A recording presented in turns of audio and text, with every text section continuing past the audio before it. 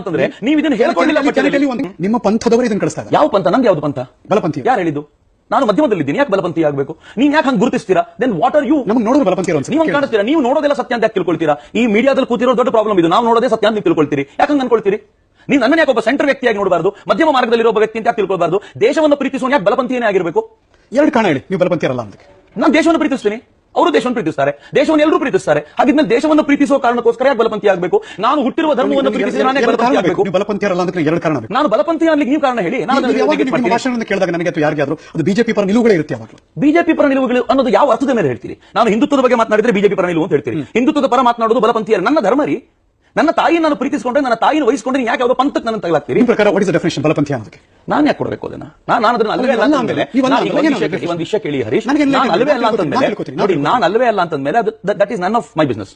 ನಾನು ಅದನ್ನ ತಿಳ್ಕೊಳ್ಬೇಕು, ಅದನ್ನ ಫಾಲೋ ಮಾಡಬೇಕು, ಇದನ್ನ ಸಂಬಂಧಪಟ್ಟಿದ್ದಲ್ಲ. ನಾನು ದಡ್ಡ, ನಾನು ಎನ್ಲೈಟನ್ ಮಾಡಿ ನಾನು ನಿಮ್ಗೆ ಕೇಳ್ತೇನೆ. ನನಗೂ ಗೊತ್ತಿಲ್ಲ ಅಂತ ತಿಳ್ಕೊಳ್ಳಿ. ನೀವೇ ದಡ್ಡ, ನಾನು ಹೊಟ್ಟೆ ದಡ್ಡ. ಈ ವಿಚಾರ ಒಂದೇ ಪೇಜಲ್ಲಿ ಇದೀವಿ. Fine, wonderful, wonderful. ನೀವು ಆರೋಪ ಮಾಡಬೇಕಾದಾಗ ಎಷ್ಟು ದಡ್ಡರಾಗಿರ್ಬೋದು, ನಾನು ಇದಕ್ಕೆ ಉತ್ತರ ಕೊಡಬೇಕಾದ್ರೂ ಅಷ್ಟು ದಡ್ಡ. What is wrong with this?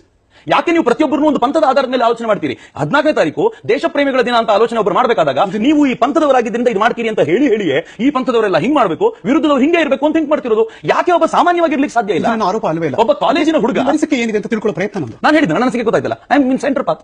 ನಾನು ಮಧ್ಯಮ ಮಾರ್ಗದಲ್ಲಿದ್ದೀನಿ. ನಾನು ದೇಶವನ್ನು ಪ್ರೀತಿಸುವಂತ ಒಬ್ಬ ಸಾಮಾನ್ಯ ನಾಗರಿಕ. ದೇಶವನ್ನು ಪ್ರೀತಿಸುವ ಒಬ್ಬ ಸಾಮಾನ್ಯ ನಾಗರಿಕ ಬಲಪಂಥಿಯೇ ಆಗಿರಬೇಕು ಅಂತ ನೀವ್ ಯಾಕೆ ಆಲೋಚನೆ ಮಾಡಿ? ಎಡಪಂಥೀಯರ ಯಾವ ವಾದವನ್ನು ಬೆಂಬಲಿಸ್ತೀರಿ ನೀವು? ಎಡಪಂಥೀಯರ ಈ ದೇಶದ ಕುರಿತಂತೆ ಕೆಲವು ವಿಚಾರಗಳು ಬಂದಾಗ, ಉದಾಹರಣೆಗೆ FDI ವಿಚಾರ ಬಂದಾಗ ನಾವು ಅವರೊಂದೇ ಪ್ಲಾಟ್ಫಾರ್ಮ್. ಹೊರದೇಶದಿಂದ ಬಂಡವಾಳ ಎಷ್ಟು ಬರಬೇಕು ಅನ್ನೋದ್ರ ಮೇಲೆ ನಾವು ಅವರೊಂದೇ ಪ್ಲಾಟ್ಫಾರ್ಮ್. ಈ ಏನು ಅಣು ಒಪ್ಪಂದದ ಪ್ರಕಾರ ಅಮೆರಿಕ ಮತ್ತು ಭಾರತದ ನಡುವೆ ಏನಾಗಬೇಕು ಅಂತಿತ್ತು, ನಾವು ಅವರೊಂದೇ ಪ್ಲಾಟ್ಫಾರ್ಮ್. SEZ ನ ವಿಚಾರ ಬಂದಾಗ ನಾವು ಅವರೊಂದೇ ಪ್ಲಾಟ್ಫಾರ್ಮ್. ಭ್ರಷ್ಟಾಚಾರದ ವಿಚಾರ ಬಂದಾಗ ನಾವು ಅವರೊಂದೇ ಪ್ಲಾಟ್ಫಾರ್ಮ್. FDI ಗೆ ಒಳ್ಳೆ ಅವಕಾಶ ಕೊಡ್ತಿದ್ದಾರೆ, ವಿರೋಧಿಸ್ತೀರಿ ಹಾಗಿದ್ರೆ? ಖಂಡಿತವಾಗಿಯೂ FDI ಎಲ್ಲಿವರೆಗೂ ಭಾರತಕ್ಕೆ ಬರಬೇಕು, FDI ಯಾವ ದಿಕ್ಕಲ್ಲಿ ಬರಬೇಕು ಅನ್ನೋದಕ್ಕೆ ನಮ್ದೆಲ್ಲರಿಗೂ ಒಂದು ನಾರ್ಮ್ಸ್ ಇದೆ. ರೈಲ್ವೆ 100% ಕೊಟ್ಟಿದ್ದಾರೆ. ಯೋಚನೆ ಮಾಡಬೇಕು. ನೀವು ವಿರೋಧಿಸ್ತೀರಿ? ಖಂಡಿತವಾಗಿ. ಯಾವುದು ಈ ದೇಶಕ್ಕೆ ಮಾರಕವೋ ಅದನ್ನು ಯಾರಾದ್ರೂ ವಿರೋಧಿಸಲೇಬೇಕಲ್ಲ. ಸುಧಾರಣೆ ಕಾಯ್ದೆ ತಿದ್ದುಪಡಿ ತರ್ತಿದ್ದಾರೆ, ಖಂಡಿತವಾಗಿ ವಿರೋಧಿಸಬೇಕು, ಖಂಡಿತವಾಗಿ ವಿರೋಧಿಸಬೇಕು, ತಪ್ಪಿಲ್ಲ ಅದರಲ್ಲಿ. ಮೋದಿ ವಿರೋಧಿಸ್ತೀರಿ? 100%. ನಾವು ಯಾರಿಗೂ ನಮ್ಮನ್ನು ಬರ್ಕೊಟ್ಟಿಲ್ಲ. ನೀನ್ ಯಾಕೆ ಹಿಂಗೆ ಆಲೋಚನೆ ಮಾಡ್ತೀರಿ? ಯಾಕೆ ಯಾರಾದ್ರೂ ಒಬ್ಬರಿಗೆ ತಮ್ಮನ್ನು ತಾವು ಬರ್ಕೊಟ್ಟಿರ್ತಾರೆ ಅಂತ ಸಮರ್ಥ ಒಬ್ಬ ನಾಯಕ ಬೇಕಾದಾಗ ಅದ್ರ ಪರವಾಗಿ ಮಾತನಾಡ್ತಾರೆ, ನಾಯಕ ತಪ್ಪು ಮಾಡಿದಾಗ ಮಾತನಾಡ್ತಾರೆ. ಮೋದಿ ವಿರೋಧಿಸಿ ಮಾತಾಡೋದಂತ ಯಾಕಿಲ್ಲ? ಅದು ನಿಮ್ಮ 100%.